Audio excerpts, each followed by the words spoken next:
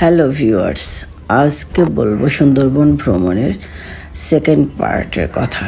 আমরা সারা রাত জাহাজে জার্নি করে ভোরবেলা এসে হিরন পয়েন্টের কাছাকাছি থেমেছি। আমাদের জাহাজ থেমেছে।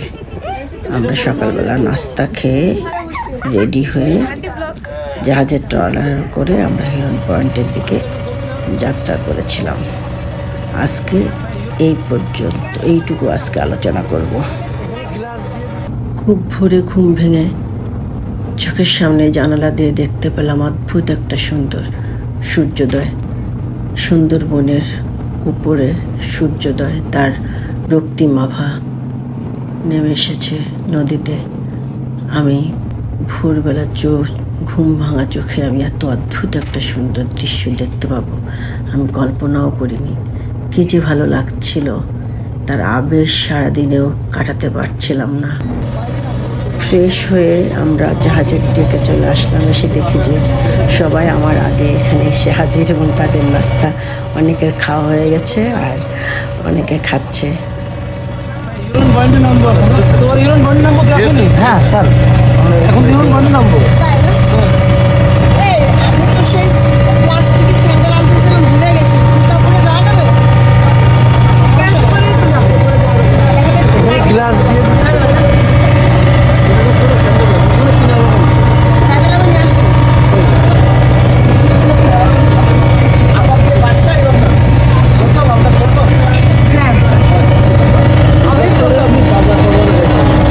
নাস্তা খাওয়া শেষ হলে জাহাজের এই ডেকের পাশে বসে একটু নদী দেখছিলাম।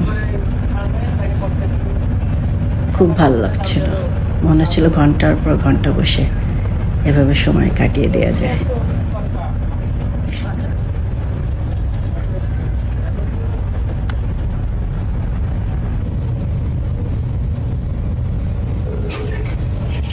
তারপর হিরন পয়েন্টে যাওয়ার জন্য রেডি হওয়ার জন্য রুমে আসলাম। রুমে এসেও তো রেডি হচ্ছে আর চোখ চলে যায় জানালা দিয়ে নদীর বুকে। এত অদ্ভুত লাগছিল, কি আর বলবো, ভাষায় প্রকাশ করার মতো না, এত ভালো লাগছিল। রেডি হয়ে জানালার পাশে মুগ্ধ হয়ে বসে থাকলাম। আর দুই ছেলে রেডি হচ্ছিল, ওদের সাথে কথা বলছিলাম আর আমি নদীর এই প্রাকৃতিক সৌন্দর্য দেখছিলাম। ভাবছিলাম যতক্ষণ এই নদীতে থাকবো ততক্ষণ এই সৌন্দর্য উপভোগ করব।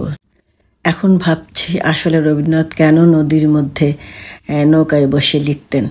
আসলে নদীর মধ্যে এই নৌকায় বসে কোনো কিছু লেখার জন্য পারফেক্ট একটা জায়গা আমি দেখলাম। এখন তবু ইঞ্জিন চালিত নৌকা বা জাহাজ, তখন তো তাও ছিল না। তখন তো ছিপ ছিপ করে হয়তো বৈঠা বাইতো, যেটা খুবই সামান্য শব্দ। আসলে লেখালেখির জন্য এর কোনো বিকল্প নেই। দেখি তো, বাবা কি সুন্দর আইলাইনার দিয়েছে। তুমি কি দিয়েছো? তুমি একটু সানগ্লাসটা পরো, সবাই দেখুক। আমি তো ভিডিও করছি, তাহলে সবাই সানগ্লাস পরো, সবাই সানগ্লাস পরো।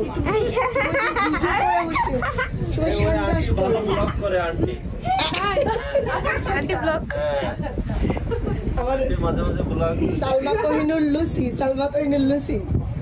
আচ্ছা ঠিক আছে, তাহলে আমরা দুজনে একসাথে করব। ঠিক, সানগ্লাস ওকে। আমার সানগ্লাস ওকে। ভালো লাগে।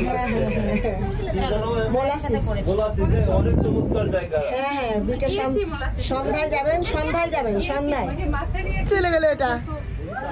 পানি দেখতে দেখতে আমাদের জাহাজের অর্ধেক লোক নিয়ে ট্রলারটি হিরন পয়েন্টের দিকে রওনা দিল। আমরা বসে আছি নেক্সট ব্যাচে। আমরা আর যারা আছি সবাই একসাথে যাব। এর ফাঁকে আমি ভাবলাম আর এক কাপ চা খেয়ে নেই। সুন্দর এই জাহাজের ডেকে বসে আর 1 কাপ চা খেলাম। আসলে এই ভালো লাগার কথা আমি বলে বোঝাতে পারবো না। এরকম একটা জায়গায় বসে আমার সবচেয়ে প্রিয় দুধ চা খাবো, এটা আসলে আমি কখনোই ভাবিনি।